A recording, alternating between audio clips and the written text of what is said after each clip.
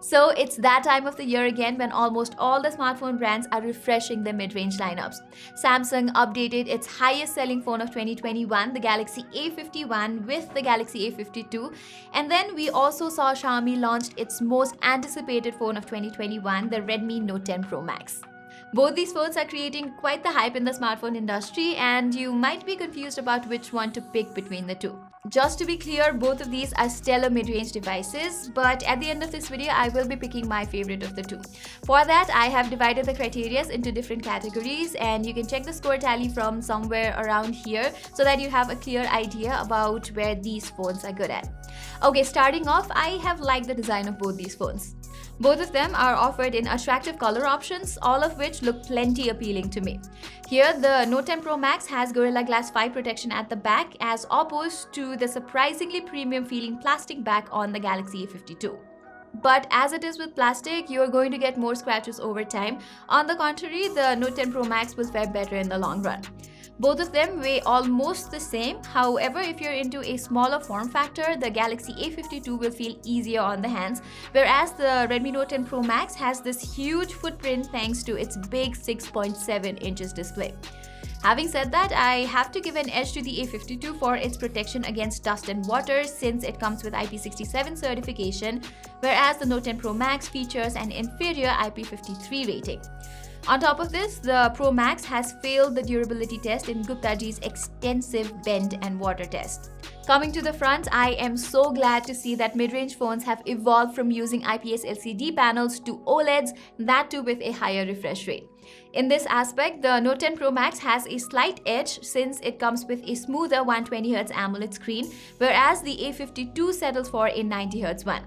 As for the display quality, well, both of these phones produce accurate colors and have excellent touch response. In certain situations though, Redmi's display looks brighter while also having unnatural whites. Other than this, these two displays are pretty neck to neck. And even though both phones pack an OLED panel, Samsung is the only one to provide an in-display fingerprint sensor, which isn't as fast as the traditional capacitive fingerprint sensor that you get on the Redmi Note 10 Pro Max. But for me, an in-display fingerprint sensor adds to a premium experience. On the contrary, if you want a faster unlock experience, the side-facing fingerprint sensor on the Redmi Note 10 Pro Max is still the jam. Likewise, both these phones offer dual stereo audio setup. Samsung has implemented a hybrid stereo system with the top speaker doubling as an earpiece too.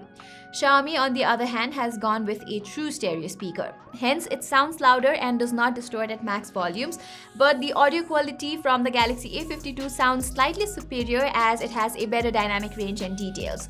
Let me play some music for you to decide.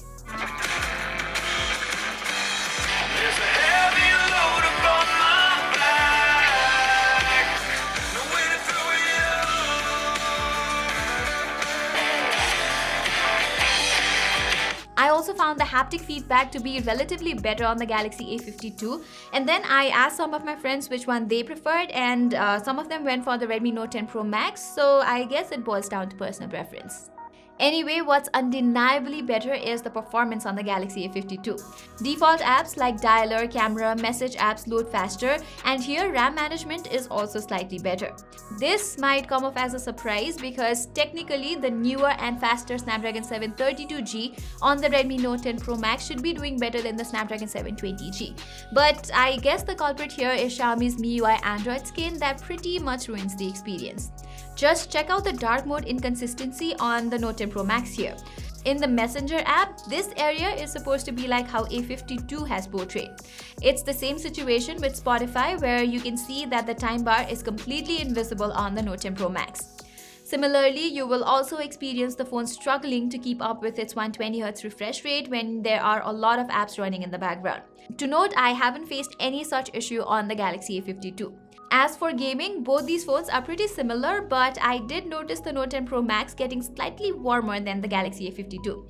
It's nothing alarming though. However, one crucial thing to note here is that since the Redmi Note 10 Pro Max has a 120Hz refresh rate, it will feel faster than the Galaxy A52 while scrolling the UI or browsing through the web. But as I said earlier, the core performance is slightly better on the A52. As for the software, both the phones run on Android 11 with their respective UIs on top. But since I have been using Samsung phones as my daily driver until very recently that I switched to an iPhone, the One UI feels at home for me. It's minimalistic, does not push ads like Xiaomi does on the Note 10 Pro Max, while also promising 3 years of OS and 4 years of security upgrades. So yeah, I'll pick One UI over MIUI any time of the day. Yet, Mi fans might disagree with me here, but I completely understand. It does have a fair share of coolness going on, and with the upcoming MIUI 12.5 update, things are looking hopeful. Also, at the time of filming this video, last year's Redmi Note 9 Pro Max is still yet to receive Android 11 update, while Samsung's Galaxy M31 from last year has already received the latest One UI 3.1 update based on Android 11. So I am a little worried that the Note 10 Pro Max will also suffer a similar fate with the eventual Android 12 update. Okay, camera-wise, historically speaking, Samsung has always had an upper hand against its Chinese competitors. However, as you might know, Xiaomi is making real progress in the camera aspect with its latest flagship, the Mi 11 Ultra, leading the DxOMark ranking in every aspect. This gives us some hints as to how far Xiaomi has come in terms of smartphone cameras. Yet, it is always good advice to take DxOMark's reviews with a pinch of salt. Likewise, on paper, the Note 10 Pro Max boasts a flagship-grade 108-megapixel Samsung HM2 sensor, which is a superior lens compared to the 64-megapixel sensor on the Galaxy A52. However, the hardware alone is not worth its salt, since it is equally important how the company has optimized the sensor. And what I found is that in most instances, the daylight photos from the A52 look superior.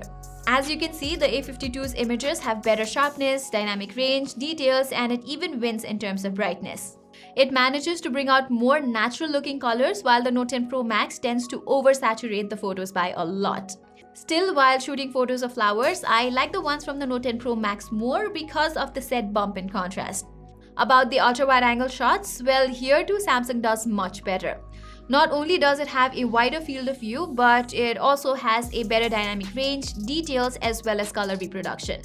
Also, I noticed a vast shift in color science compared to the images from the primary lens and the ultra-wide-angle sensor on the Note 10 Pro Max, which screams a lack of proper optimization. This is the exact area where Samsung manages to do so well. As for the portraits, compared to the Galaxy A52, subjects from the Note 10 Pro Max tend to look a bit dark. It's not that bad, but the difference becomes clear as day when putting the phones side by side. Here, the portraits from A52 look slightly more pleasing with good subject skin tone. Under low light conditions though, photos from the Note 10 Pro Max are superior to the Galaxy A52. They pop in terms of colors, are quite pleasant to look at, and have better details as well. The result is same when turning on the night mode too. Images turn out with plenty of details and well-balanced exposure on the Note 10 Pro Max, while on the Galaxy A52, the details and colors are a little subdued. However, the Redmi Note 10 Pro Max does not have an option to shoot ultra-wide-angle night mode pictures, which is a small miss. Also, something to note here is that under extreme low-light situations, A52 manages to capture better-looking pictures. Alright, in terms of selfie images, I noticed a slight greenish tint from the Note 10 Pro Max. As a result, subjects don't look that good here. A52 selfies, on the other hand, have a much more natural color tone with good detail levels. The background looks good on both though. It is the same with portrait selfies as well. Now, getting to the videos, the supremacy of the Galaxy A52 is instantly noticeable. There's OIS on the Galaxy A52, while the Redmi Note 10 Pro Max makes do with EIS. Hence, you can capture stable videos even at 4K 30fps on the Galaxy A52, while the ones from the Note 10 Pro Max look a bit shaky. There is stabilization at 1080p 30fps footages on both these phones though. Likewise, the ultra-wide-angle videos on the Note 10 Pro Max are limited to 1080p 30fps, while the A52 lets you go up to 4K here as well. As far as the quality is concerned, both devices have a very similar performance in 1080p 30fps.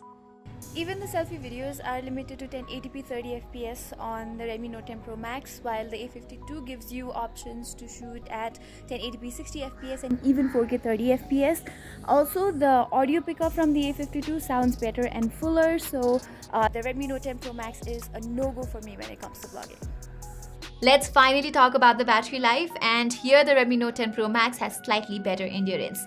In my battery drain test, the Note 10 Pro Max delivered like 15 minutes more screen on time than the Galaxy A52. Similarly, Samsung only ships the Galaxy A52 with a 15-watt charger, even though the phone supports 25-watt fast charging.